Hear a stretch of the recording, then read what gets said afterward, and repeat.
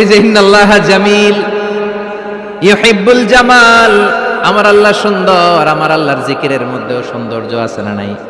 তালিমের উদ্দেশ্যে সবাই মিলে জিকির করা যায়, কিন্তু চিল্লাফাল্লা করা যাবে না, লাফালাফি করা যাবে না। ওয়াজকুর রাব্বাকা ফি নাফসিকা তাদাররুআ ওয়া খীফা, গোপনে জিকির করো, ভদ্রতার সাথে বিনয়ের সাথে জিকির করো।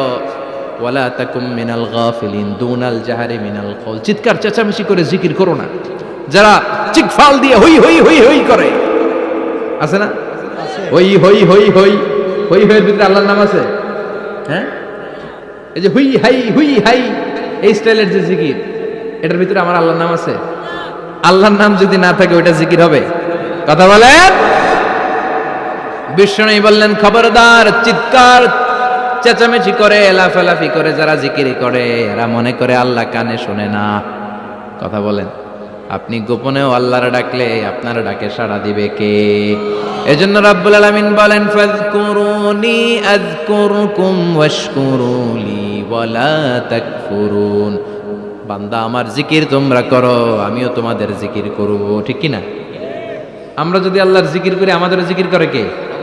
সুবহানাল্লাহ কইবেন না? আমরা আল্লাহর জিকির করে, আল্লাহ নাকি আমাদের জিকির করে?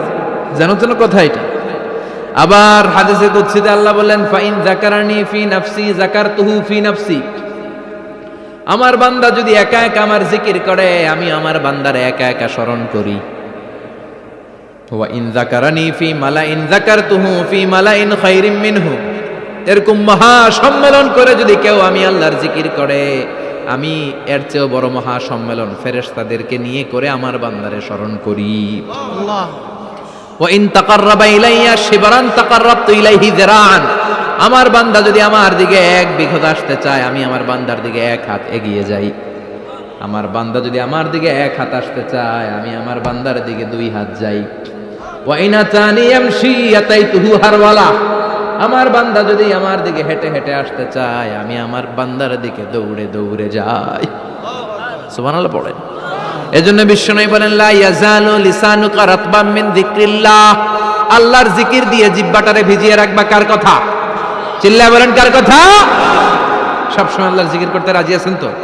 সবচেয়ে শ্রেষ্ঠ জিকির বিশ্বনবী বললেন, আফদালু যিকরি লা ইলাহা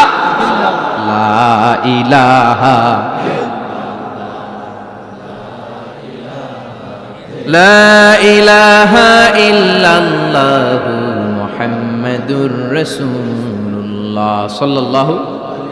সবচাইতে শ্রেষ্ঠ জিকির লা ইলাহা। এর চেয়ে শ্রেষ্ঠ জিকির আছে? কথা বলেন। বিষ্ণু বললেন, মান ক্বালা লা ইলাহা ইল্লাল্লাহ সিদকান মিন কলবিহি, একনিষ্ঠতার সাথে অন্তর থেকে কেউ যদি জীবনে একবার বলে লা ইলাহা ইল্লাল্লাহ, দাখালাল জান্নাহ। তার যদি পাপ থাকে, অন্যায় থাকে, ওই পাপ আর অন্যায়ের শাস্তিগুলার পরে কোনো না কোনো দিন আমার ওই বান্দা জান্নাতে ঢুকবে।